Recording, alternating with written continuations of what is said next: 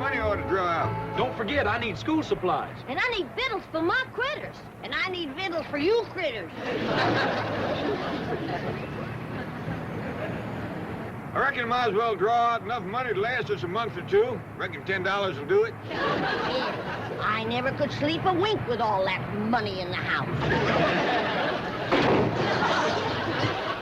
I told you not to drive with that hangover.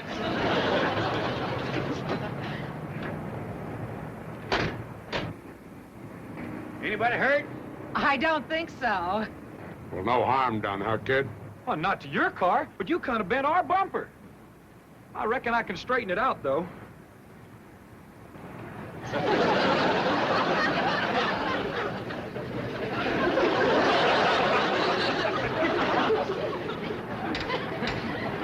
Attaboy. You going in the bank, old-timer? Yes, sir. I was planning to. Well, come with me. They know me here. Maybe I can do you some good. I hope you'll forgive my stupid husband. Had a bad day yesterday with the nags, and he got stoned last night. So now he's got to borrow some money to pay off his bookie. What's a bookie? A little rat called Sam the Collector. Oh, Jim could only stay away from the horses. Your husband likes horses, does he? Loves them, especially losers. Jed says a man who likes animals can't be all bad. Here comes Uncle Jed, Granny. Well, let's be on the way. Bye, ma'am. Glad there was no harm done. So am I.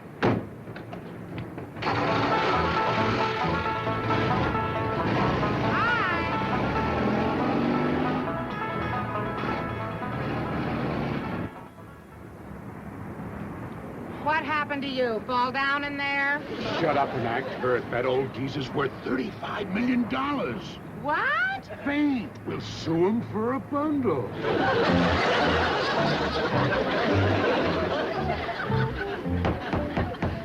Case of Johnson versus Clampetts. Are the plaintiffs ready? We are, Your Honor. Are the defendants ready? Mr. Clampetts, Yes, sir. please rise when addressing the court. Yes, sir, your courtship. Your Honor. Oh, just call me Jed. Mr. Clampetts, let me warn you that any attempt at humor will be dealt with severely. You're being sued for $100,000. Do you consider that funny? No, sir. Very well. Are you represented by counsel? Am I what? By who? You have an attorney. A lawyer. Oh, no, sir. I see. You're appearing in pro per. You any objections? No, Your Honor. Well, hearing no objection, I'll permit your defense. Well, thank you, sir. For the plaintiffs will make his opening statement. Thank you, Your Honor. Although my clients, the Johnsons, are really in no condition to appear today, I have persuaded them to come to court so that Your Honor can see the carnage wreaked by this criminally careless family of hoodlums. Oh, excuse me, young feller, but our name ain't Hoodlum, it's Clampett. That's all except Granny, she's a Moses, and Jethro, he's a Bodine. He's my cousin Pearl's boy. Pearl's back home right now with Jethro and his sister trying to get her married. She's 18 and still single. That is enough. That's the way my cousin Pearl feels. A girl passes 18 and her chances of getting a husband. Mr. Clampetts, will you please be quiet? Now, I'm going to excuse this outburst because apparently you're unfamiliar with court procedure. However, one more infraction and I will hold you in contempt. You be seated. Proceed, counsel. As I was saying, Your Honor, I have prevailed upon my clients to appear today, although at the cost of great personal suffering to themselves. Bailiff, if you please.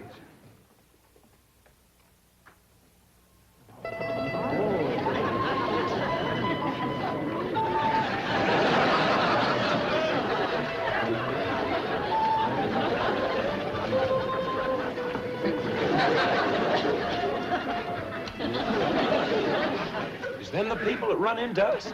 It sure is. What you reckon happened to them?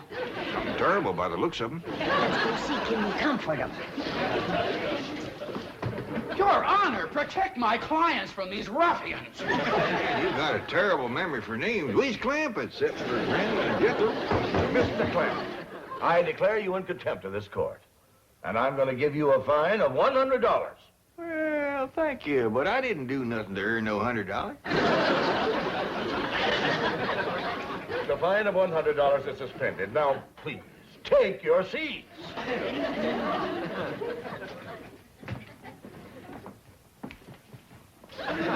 The attorney for the plaintiffs will proceed. Your Honor, the maimed and broken bodies of my clients speak more eloquently than any words of mine in condemning the criminal actions of this lawless family. What'd he call us that time? Lawless? I know a family named Lawless. Awful nice folks. Raised pigs. You will prove, Your Honor, that on the day and date set forth in the complaint, said defendants did willfully and maliciously crash into the plaintiff's car, inflicting upon the bodies of the plaintiffs numerous and grievous injuries, for which we ask the court to award damages in the amount of $100,000 to said plaintiffs. He can't even remember the Johnsons. He keeps calling them the plaintiffs. There are two ways about it. When it comes to recollecting names, that young feller's pitiful. I want you to tell the court in your own words exactly what happened. Well, Mrs. Johnson and I had just driven up to the bank where I hoped to borrow some money for my favorite charity, the Horse Lovers of America. And although we've been married for 20 years, Mrs. Johnson and I are still very affectionate. Proceed with your testimony, Mr. Johnson. Well, being affectionate as we are, we sat in the car for a few moments to speak of our love. I love you, Jim Johnson. I love you, Mabel.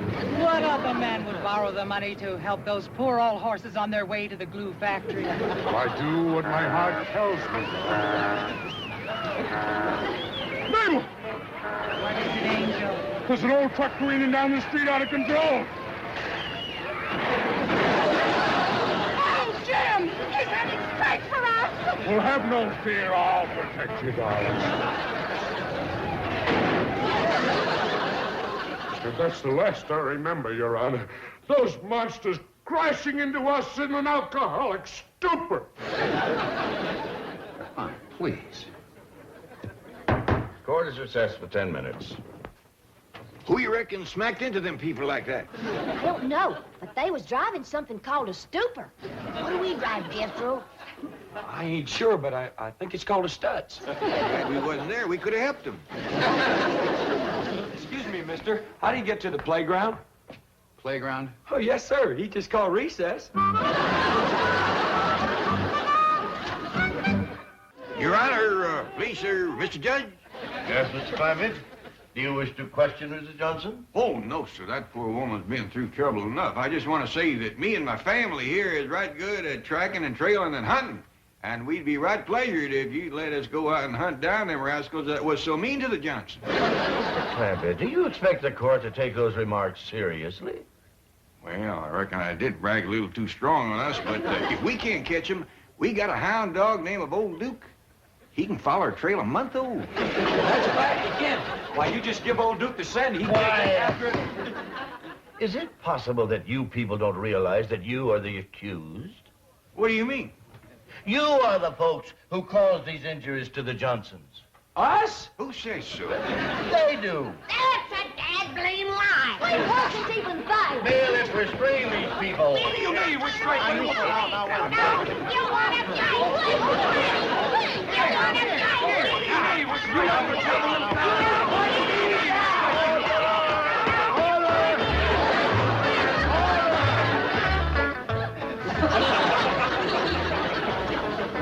If you ask me, this is a heck of a place to spend recess. That fella said he put us in here to cool off. It's hotter in here than it is in there. Well, there's one good thing. He's going to give each one of us $100. Fine. That's what I say. Fine and dandy.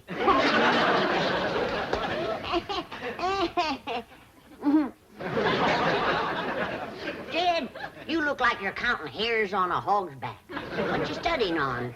I'm studying on this whole situation, Granny. Why would the Johnsons haul off and say we'd done something that we didn't? Well, maybe they's fibbing to get the money. Maybe they's text. I agree with Ellie. Way I got it figured, that accident they had knocked their memories loose. I coulda. The way they's bandaged up, they must have took some awful hard knocks. Granny, supposing you make some poultices for the Johnsons, then that'll draw the hurt out of their heads and they'll be able to remember what smashed into them. I'll do it, kid. And I'll whop up a great big dose of retchweed tonic. There ain't nothing like retchweed to get you thinking straight. All right, folks. Judge adjourned court till after lunch. And then he wants you all back in that courtroom on your very best behavior. He said he'd suspend your $100 fines. There he goes, spending our money again.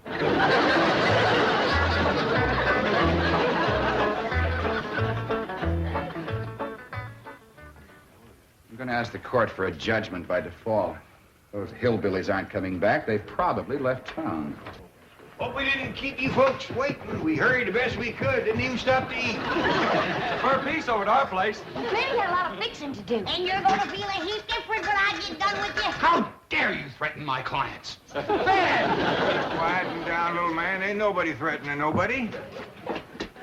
They're back, Your Honor. All rise.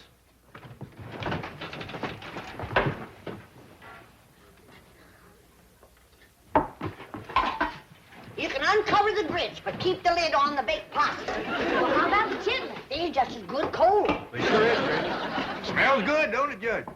We'd be right pleasure to have you join us. Everybody, we got plenty. Thank you. That is very nice of you. Oh, not at all. You realize how long you've kept this court waiting? Yeah, I'm sorry about that, Judge, but we done the best we could. Granny was working like a whirlwind, baking possum, cooking grits, making tonic, and fixing poultices. I am not interested in what Granny has been doing. I wouldn't rile her up if I was you, Judge. Not on an empty stomach. Granny gets right ornery when she ain't eat all day. I am also not interested in her dietary idiosyncrasies.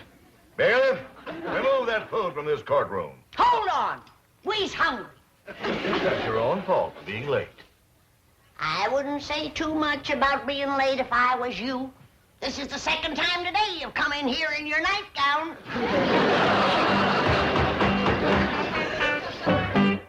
Granny, I understand that you make very good moonshine whiskey. I call it my rheumatism medicine. I see. But it is quite potent, quite strong. Well, you don't want to stand too close to a fire when you uncork it. Yes, well, now then, Granny, do you sometimes carry a jug of this rheumatism medicine around with you? Take it on trips, say? Only when I get my twinges. Well, were you having twinges the day you and your family crashed into the Johnsons? No, and we didn't. That's all, thank you. Mr. Clampett, how many guns do you have in your home? Well, it's Granny's shotgun, and Jethro's lever action, my pistol, my squirrel rifle. You needn't go on, Mr. Clampett.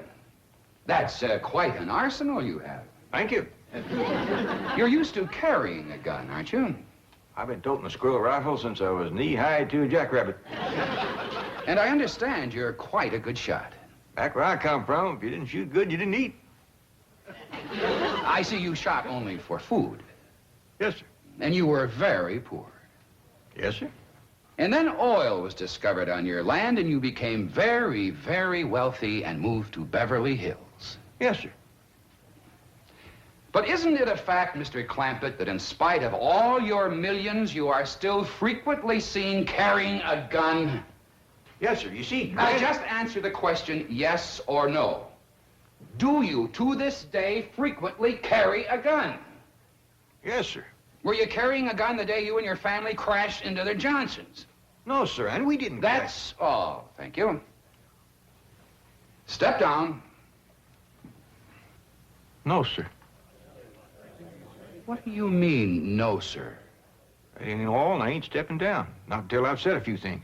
Your Honor, I object. Now, Counselor, I have been very lenient with your conduct of this case, just as I've been very lenient with the conduct of the defendants. However, since Mr. Clampett here is the defendant and will bear the financial burden if judgment is against him, the court wishes to hear anything that is relevant and pertinent to this case. Yes, Your Honor. Now, Mr. Clampett, let us hear what you have to say. Well, thank you. Well, to begin with, there ain't nobody told the real story about what happened the day the Johnsons backed into us. I object, Your Honor. There has not been one shred of evidence or testimony supporting the allegation that my clients backed into the defendants.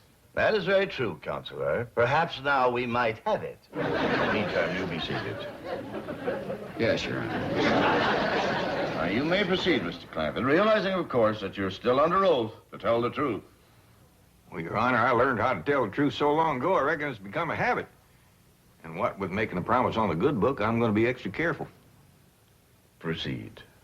Well, me and my family drove down to the bank.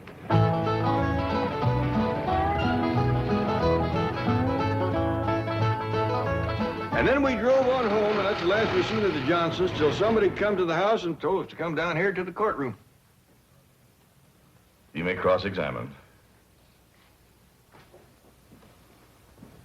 Well, that's quite a story you told, Mr. Clampett. Very simple and very sweet. Just the truth, like I promised. You're innocent of all these charges against you, aren't you? You've nothing to hide. That's right. Then why, Mr. Clampett, did you not answer the summons and complaint served upon you by the county marshal? Summons and complaint? That is right, complaint.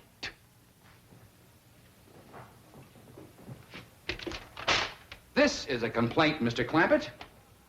In fact, it's a copy of the one delivered into your hands. Is that a complaint? It is. Why didn't you answer it? Would you mind reading that first line there?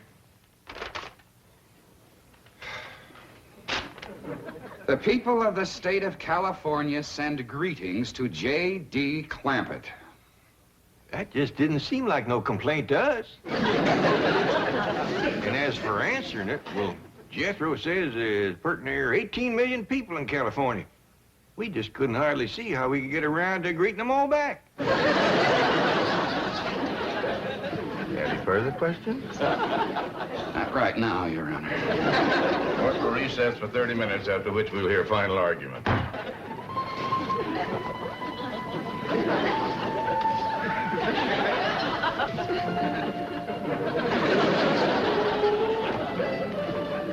All rise.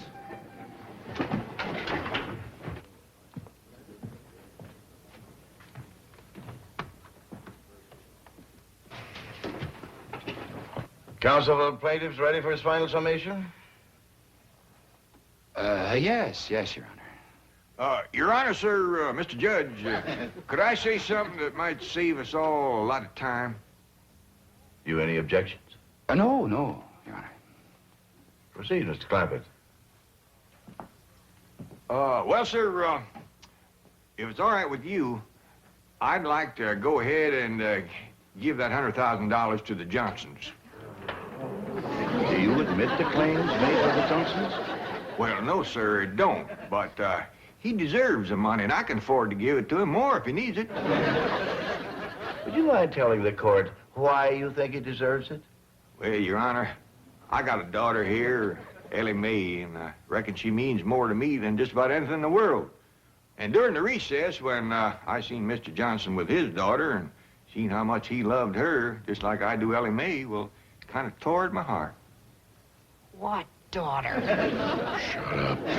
There he was in his wheelchair in that little room across the hall, and in walked this beautiful girl with the long red hair, and I knowed right away she was his daughter because she walked up to him and she says, "How's it going, Daddy?"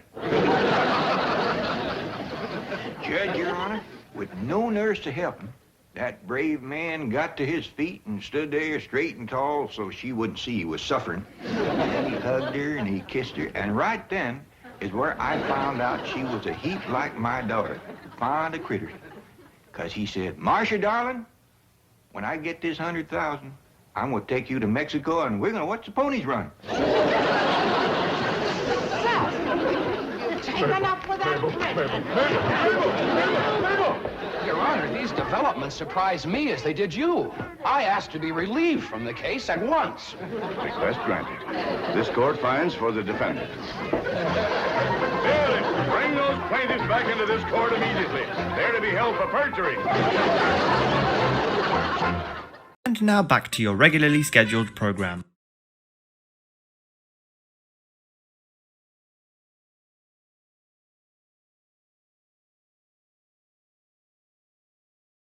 You hear that? Get out of here!